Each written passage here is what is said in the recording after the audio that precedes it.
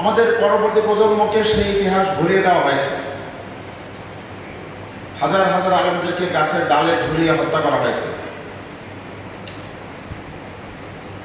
1831 সালের বালাকোট আন্দোলন, সৈয়দ আহমদ বেরলভীর নেতৃত্বে, তিতুমিরের বাসেস কেল্লা, 1857 সালে সিপাহী বিপ্লব, এই সমস্ত ইতিহাস, মৌলানা মোহাম্মদ আলী, শওকত আলী ভ্রাতৃদ্বয়, তাদের যাত্রাদান, এগুলো আমরা জানি না অনেকে। আমি তাদেরকে স্মরণ করছি।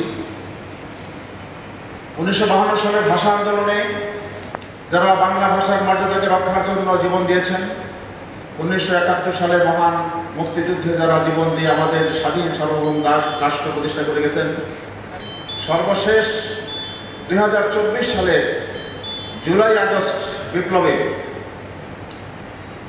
এদেশের তরুণ তাজা প্রাণ যারা জালিমের বুলেটের সামনে বুক চেতিয়ে দিয়ে দাঁড়িয়েছে, জালিমকে প্রতিহত করার জন্য, বিতাড়িত করার জন্য যারা জীবন দিয়েছে, তাদের সকলের শাহাদাত আল্লাহ রাব্বুল আলামিন কবুল করুন। আমিন। আজও হাজার হাজার আহত, পঙ্গু, যারা হাসপাতালে বিছানায় কাতরাচ্ছেন, যারা জীবনের তরে চক্ষু হারিয়েছেন, পা হারিয়েছেন, হাত হারিয়েছেন, শরীরে অসংখ্য বুলেট বিদ্ধ হয়ে এখনো ঘুরছেন, আল্লাহ রাব্বুল আলামিন তাদেরকে বিশেষ কুদরতে শাফায়ে কামেলা আজরা দান করুন। আমিন। সম্মানিত উপস্থিতি, আজকে 17 জুন 2025, আপনি এক বছর পিছনে চলে যাবেন। এই সময়ে কি অবস্থা ছিল, বিভীষিকাময় একটা অবস্থার মধ্যে আমরা পার করেছি। এক বছর আগে আমরা যারা এরকম এত সুন্দর দাঁড়িয়ে টুপিধারী লোক, এক জায়গায় বসে এতক্ষণ কথা বলা যেত না। এর আগে আপনারা ঘেরাও হয়ে যেতেন, ঠিক। এবং পরের দিন পত্রপত্রিকা, মিডিয়ায় খবর হতো যে রাষ্ট্রবিরোধী নাশকতামূলক পরিকল্পনা চলছিল। পুলিশ তথ্য পেয়ে তাদেরকে ঘেরাও করে, পুলিশের উপস্থিতি টের পেয়ে জঙ্গিরা পুলিশের উপর হামলা চালায় এবং পুলিশ আত্মরক্ষার্থে গুলি বর্ষণ করে। সেখানে ঘটনাস্থলে 10 জন নিহত, 20 জন আহত, এতজন বন্দী। এই বয়ান বিগত 16 বছর আপনারা শোনেন নাই? একই বয়ান, একই নাটকের স্ক্রিপ্ট বারবার পাঠ করা হয়েছে। এদেশের আলেম ওলামাদেরকে তারা নিগ্রহ করেছে, অপমানিত করেছে, ডান্ডা বেরিয়ে হাত করা পরিয়ে ঘুরিয়েছে। সেই 13 সালে শাপলা চত্বরে আলেম ওলামাদেরকে হত্যাকাণ্ড থেকে শুরু করে এদেশের ভালো মানুষগুলোকে, আলেম ওলামাদেরকে তারা ফাঁসিতে ঝুলিয়েছে। ঠিক। জুলাই বিপ্লবের অন্যতম বিষয় ছিল বৈষম্য বিরোধী।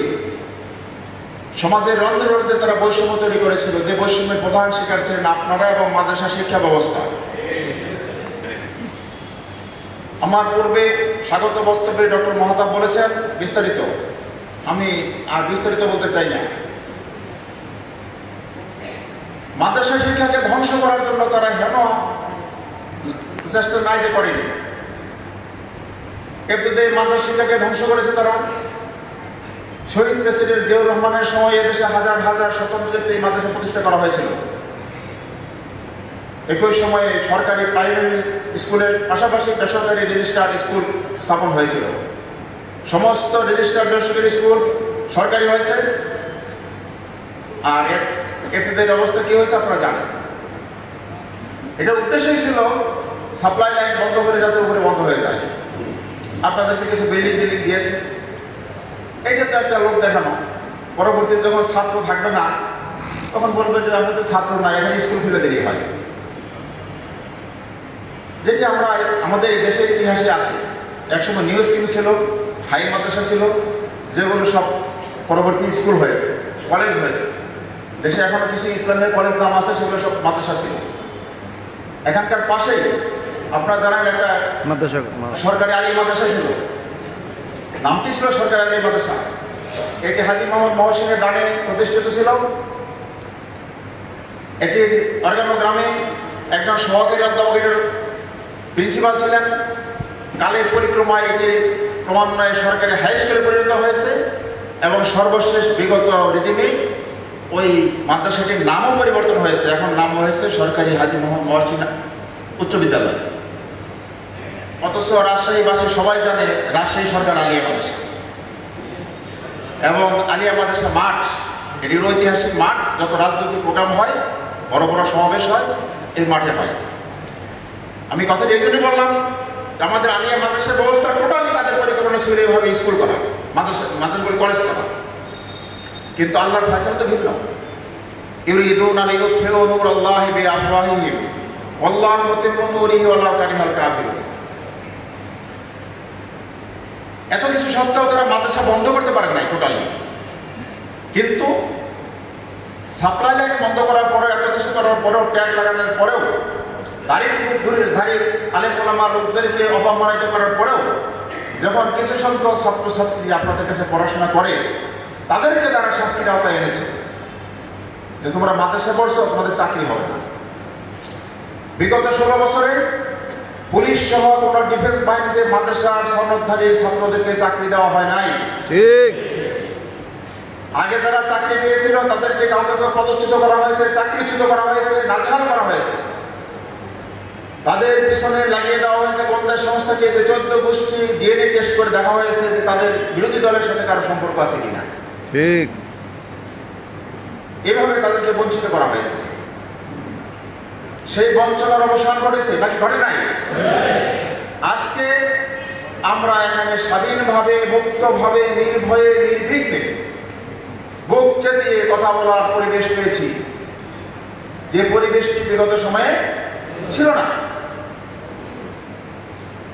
আজকের প্রতিপাদ্য বিষয় পরীক্ষা সংক্রান্ত। তবে আমার বিষয় হচ্ছে, পরীক্ষা তো একটা অংশ, কান টানলে মাথা আসে।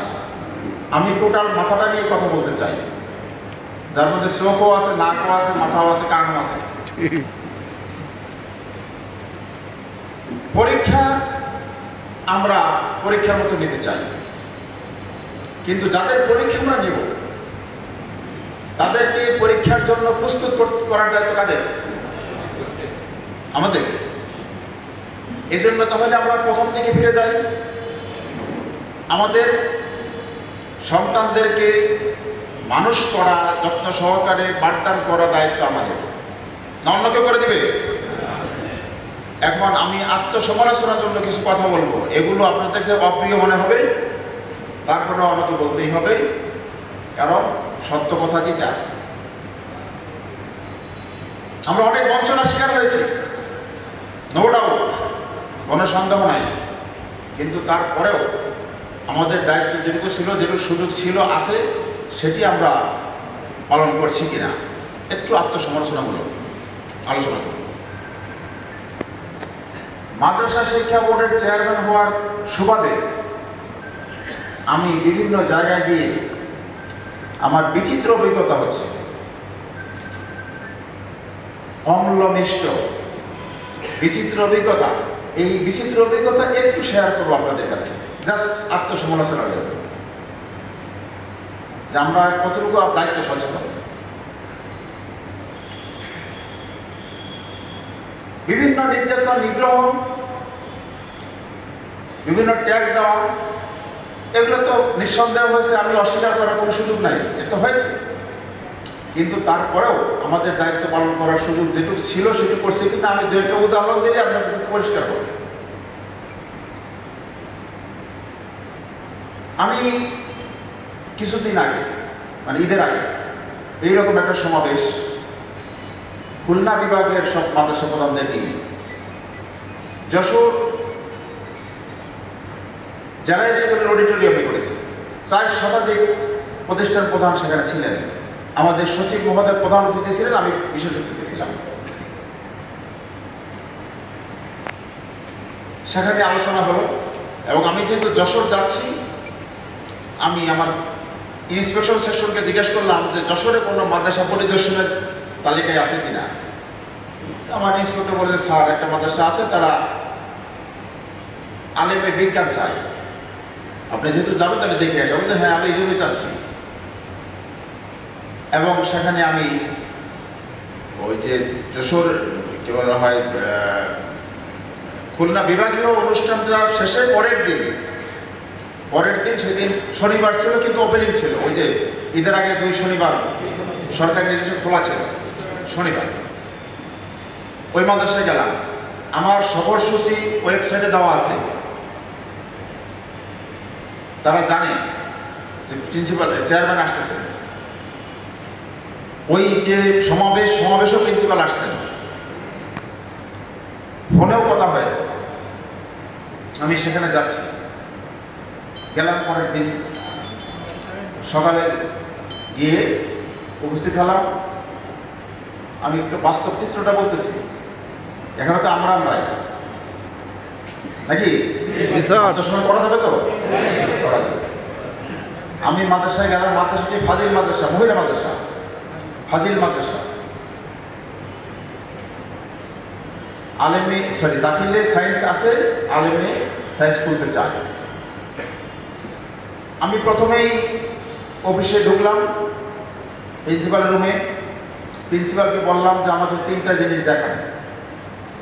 একটা হচ্ছে ক্লাস রুটিন, শিক্ষকদের হাজিরা খাতা, ছাত্রছাত্রীদের হাজিরা খাতা। ক্লাস রুটিন খুঁজে পাচ্ছে না। অনেক খোঁজাখুঁজির পর একটা নিয়ে আসলেন, মানে নেকা দিয়ে মুছে টুছে, তার মধ্যে স্বাক্ষর নাই। ঠিক আছে, নিয়ে আসলো। টিচারদের নাম লেখা আছে বাম পাশে, ডান পাশে পিরিয়ড লেখা আছে। প্রথম পিরিয়ড, দ্বিতীয় পিরিয়ড, তৃতীয় পিরিয়ড, চতুর্থ পিরিয়ড, বিরতি, পঞ্চম পিরিয়ড, ষষ্ঠ পিরিয়ড, সপ্তম পিরিয়ড, অষ্টম পিরিয়ড। কিন্তু কোথাও টাইম লেখা নাই। মানে প্রথম পিরিয়ডটি শুরু হবে কয়টায়, এটা 8টায় না 9টায় না 10টায়, লেখা নেই। তা আমি বললাম যে আপনাদের প্রথম পিরিয়ড ডিউরেশন কত? বলে 50 মিনিট। তারপরে